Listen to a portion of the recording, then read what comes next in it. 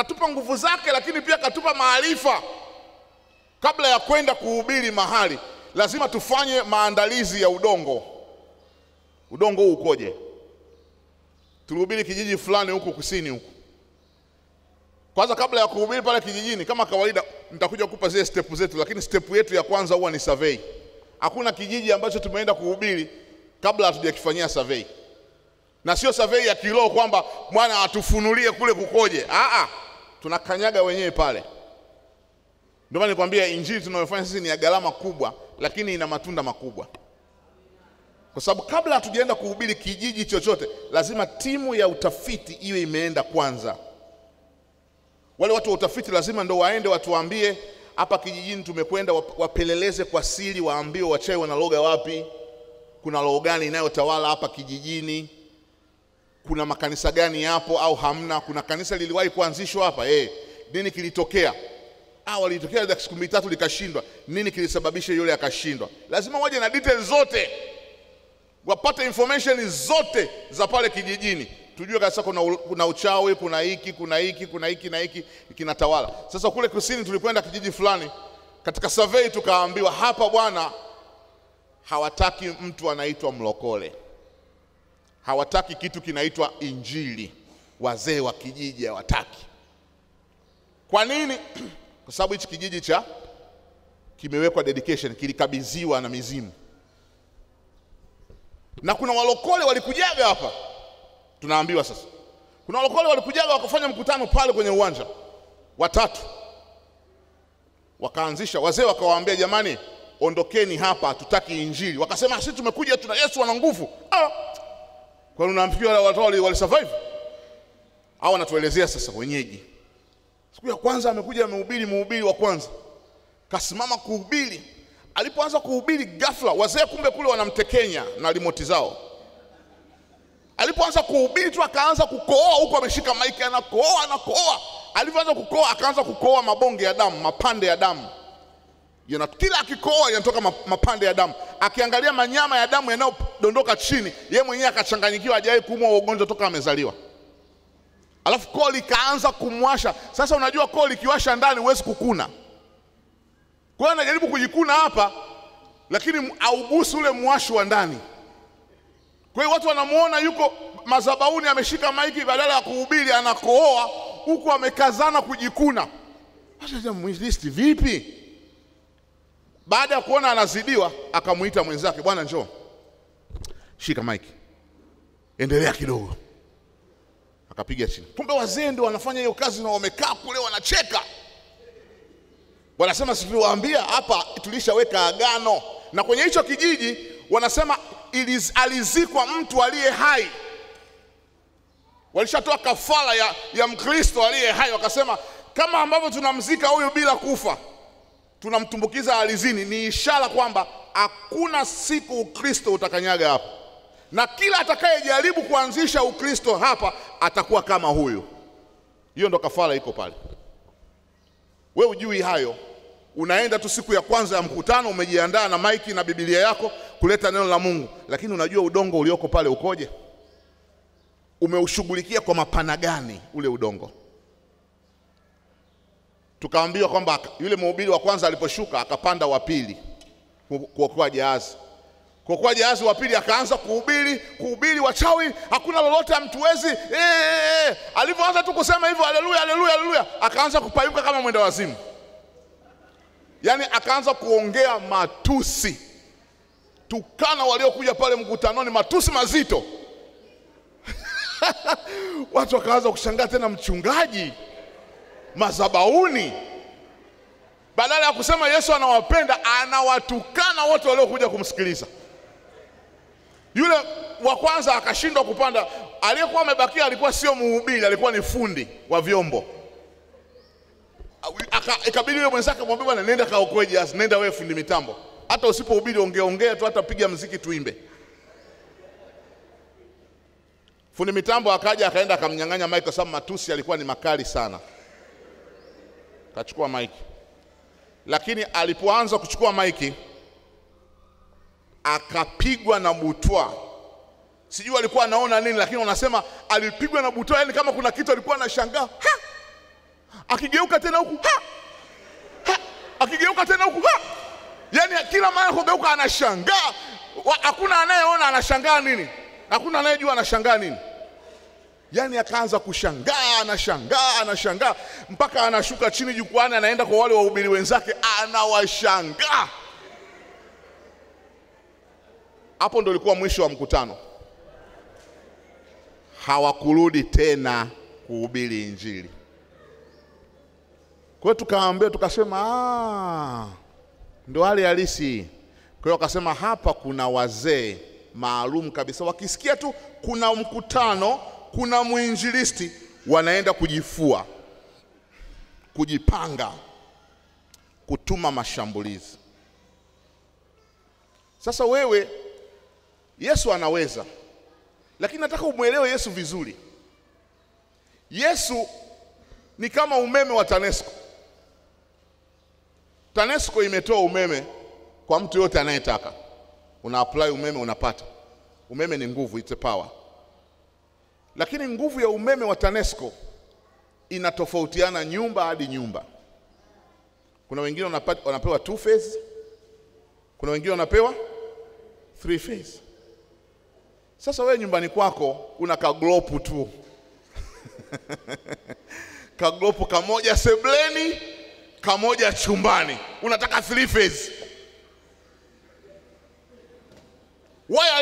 Wiring uliopiga mule ndani inatosha tu kaglopu kamoja.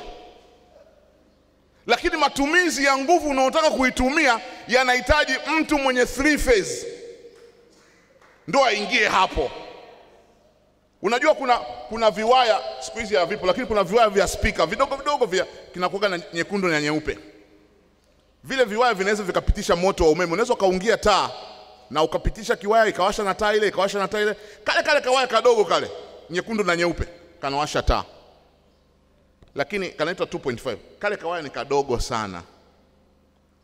Ukiwasha tu hita kanayeyuka. Yaani wewe chukua tu hita, unganisha na kale kawaya, alafu weka kwenye umeme, washa. Utasikia short, utasikia harufu ya moto. Kanayeyuka faster. Kwa sababu matumizi ya waya wa hita sio kama matumizi ya waya wa speaker. You can't. Kwa hiyo Yesu ana nguvu. Yesu anaweza. Lakini uwezo wake haumtegemei yeye. Uwezo wa kazi ya nguvu za Yesu haumtegemei Yesu mwenyewe. Unamtegemea nani? Unakutegemea wewe. Ngoja nikusomee andiko. Waefeso. Ndio ujue kama usikimbilie tu kwamba mimi naenda na Yesu. Hawaniwezi wale. Hawakuwezi. Wakati natafuta andiko hili, kule Songea, kule Sumbawanga, alikuja mwinjilisti kutoka nchi jirani. Akasema, nasikia Watanzania eti mnasema huku ndo kituo cha wachawi. Hamna cha mchawi, hamna cha nini hapa. Nitawaonyesha. Yule mwinjilisti alihubiri siku ya kwanza, na ndo alikuwa bishop, katoka huko nchi jirani. Kaja na timu ya watu 7. Siku ya kwanza akawatukana wachawi. Hamna kitu hapa Tanzania, nasikia wachawi tu Sumbawanga. Ndio mje sasa, tumekuja na nguvu. Kumbe ndio ilikuwa kale kawaya kadogo kale ka 2.5. Wakamjia usiku. Unajua mmoja ya sifa wa wachawi, nikwambie, mchawi ukisema hivi, uniwezi.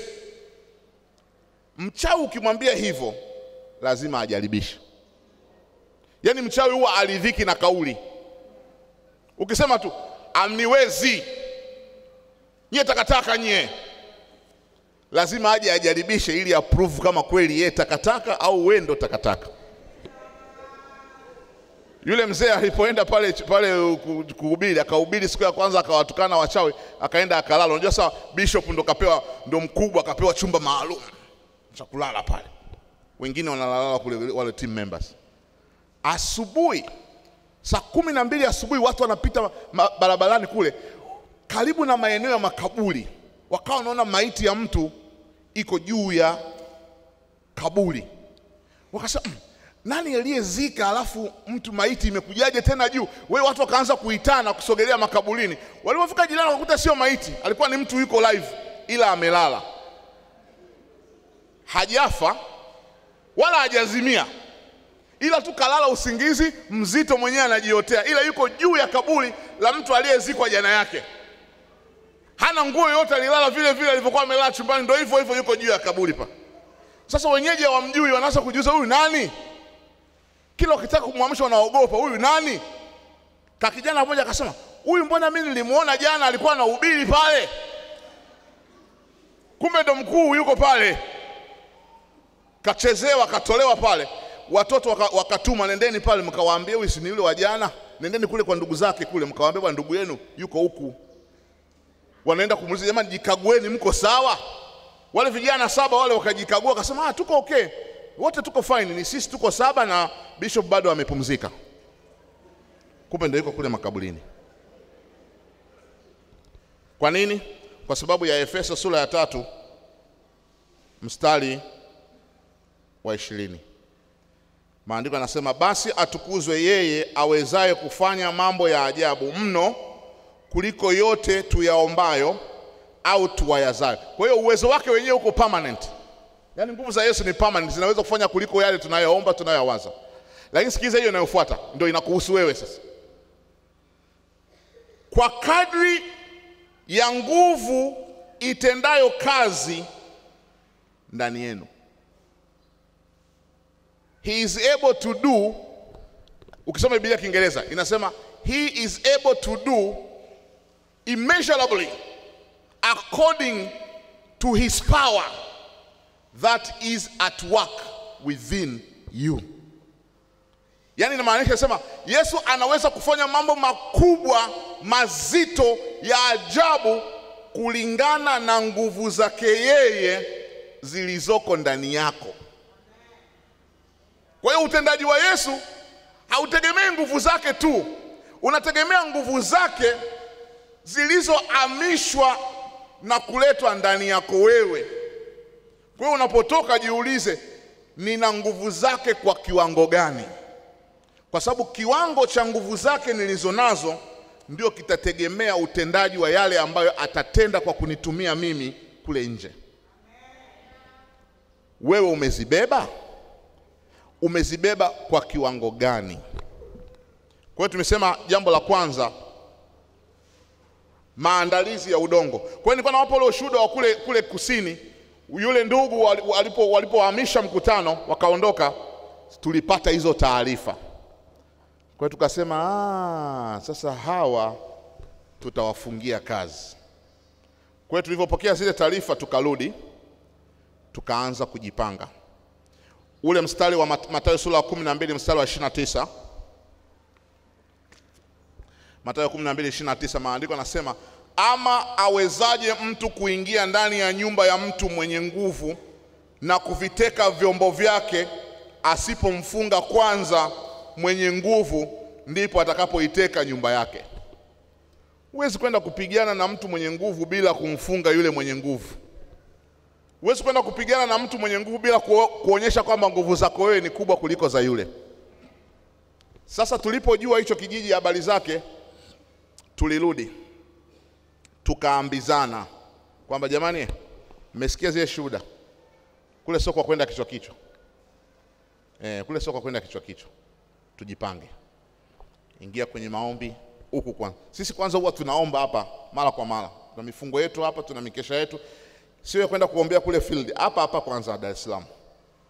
Lakini tunapokuwa site pia lazima tukufanye maombi ya kule. Kwa hiyo tukasema jamani, tushapata taarifa ya survey, wameshatuambia kulivyo kuzito.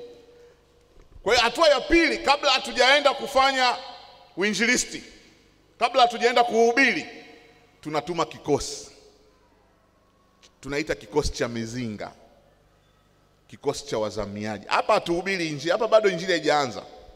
Tumeshafanya survey, tumemaliza, tumepata ripoti nzima ya kijiji. Kwa hiyo survey wanatusaidia nini? Watu wa survey wakifanya survey wanatujulisha viunga viko wapi. Kwa mfano wachawi wanalogea wapi? Tunajua. Kwa mfano pale Bungu kwa ndugu yangu pale, tunajua viunga vya wachawi Bungu viko wapi. Tunajua viunga vyao. Kule Rufiji kule, tushafanya kazi kule Rufiji. Tunajua eneo fulani kuna camp yao, eneo fulani kuna camp yao, eneo fulani kuna watu wao. Kwa hiyo tukishajua mambo hayo, kinachofuata sasa, kabla ya mkutano tunaenda na timu tunapeleka makomando wana maombi kwenda kufanya maombi ya kufunga na kuomba kupambana na mkuu wa anga. Maana sasa tunajua anga linatawaliwa na nini? Kupambana na mkuu wa anga. Na moja ya kanuni zetu ni kwamba mahali popote ambapo survey walituletea kuna shida, pale lazima tukapakanyage. Kwa kama kuna mahali huwa wanaloga usiku, hapo lazima twende. Kama kuna mahali huwa wanawanga, tunaamini kwamba mtakapo kanyaga mtakuwa mmepewa. Sio kukanyaga kiroho. Mguu kabisa huu wa namba 12 ya kiatu ndio unakanyaga pale. Kwa timu ya maombi inaenda pale, tunafua na maombi ya kuombea kwenye kambi. Kama ni kanisa moja hapo, tunawatumia sana wenyeji wetu. Tunafunga nao na wao pia wanakuwa sehemu ya timu. Nitakuja kuzungumzia baadaye. Mara nyingi sana mhubiri anajiandaa tu mwenyewe bila kufanya maandalizi ya wenyeji pia. Kwa hiyo sisi tunafunga pale, wana timu pia lazima, wenyeji wetu pia lazima wawe katika timu na wao pia lazima tufunge nao. Kwa sababu mchana kuna mida ambayo tunaondoka kwenye kambi ya maombi, tunaingia mitaani. Sasa wao ndio wanatuonyesha waganga wako wapi, nyumba za wachawi ziko wapi. Kwa sababu tunaingia mpaka ndani ya nyumba za wachawi, mpaka ndani ya nyumba za waganga. Kuna maeneo mengine tunaenda kama wateja kabisa kwenda kupigiwa ramli. Lakini kumbe shida yetu sisi ni kukanyaga ndani ya nyumba ya mganga ili kuharibu vitu vyake katika ulimwengu wa roho. Kwa hiyo tukija pale anasema lipieni sio 1000 ngapi ya udi, tunalipa. Sijui toeni shilingi 3000 sijui ya nini ya kufugiza ya kuleta nani kuita waungwana, tunalipa. Alafu tunaambia mzee anza kuita. Sisi tuko pale tunapiga tu likarabashanta basikarababo. Vunja kila kazi hapa, tuna paralyze kila kifaa hapa, hakuna kufanya kazi tena katika jina la Yesu. Tunakaa pale saa nzima. Mzee anahangaika, kuna sehemu nyingine unaenda anahangaika, anasema bwana nimeona nimesoma nyota, kila nikisoma nyota zinakataa kuja. Nendeni mje kesho. Kule Tanga kuna mahali mganga alihangaika siku nzima, vijana wamekaa tu wanamsubiria mzee, tunasubiri. Ngoja kidogo, anaingia chumbani, anakakalika, anakukulika, anarudi anasema leo waungwana wana shida sana, naomba nendeni niende kwanza nikawaulize kule, kesho mnirudie. Kumbe waungwana wote tumeweka chini ya miguu hapa katika jina la Yesu. Wanakuja kujua baadaye, ndio wanakuja kujua kwa sababu moja ya maombi watu tunaomba ni ya kuwapiga upofu, wasijue wanaongea na nani mpaka operation itakapoisha.